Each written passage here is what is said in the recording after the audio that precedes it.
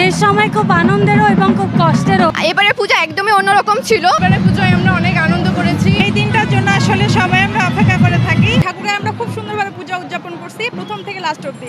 শেষ সময় খুব আনন্দেরও এবং খুব কষ্টেরও, যেহেতু মা চলে যাচ্ছে। প্রতি বছরের ন্যায় এবারে পূজায় আমরা অনেক আনন্দ করেছি, অনেক ঘোরাফেরা করেছি। যদিও আজকে শুভ বিজয়া মন খারাপ হচ্ছে, তবুও আসছে বছর আবার হবে। এবারে পূজা একদমই অন্যরকম ছিল। প্রথমের দিকে যদিও একটু খারাপ গেছে, মন খারাপ গেছে, কিন্তু আমরা আমাদের পূজা ঠাকুরগা ছাড়া অন্য কোথাও চিন্তাও করতে পারি না, কল্পনাও করতে পারি না। তো সব মিলায়, ভালো খারাপ মিলায় আমাদের পূজা একদম জমজমাট ফাটাফাটি।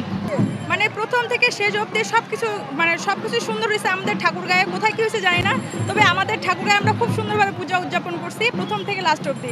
আজকে বিজয়া দশমী, সবাই দেখতেই পাচ্ছেন কি সুন্দর আনন্দ করতেছে। সব মিলিয়ে অসাধারণ হয়েছে এবারের শুভ বিজয়া উপলক্ষে। অনেক আনন্দ খুশির মধ্য দিয়ে, আবার অনেক একটা দুঃখের মধ্য দিয়ে আমাদের কষ্ট দুঃখ লাগছে। এক বছর আসতে আবার অনেক দেরি।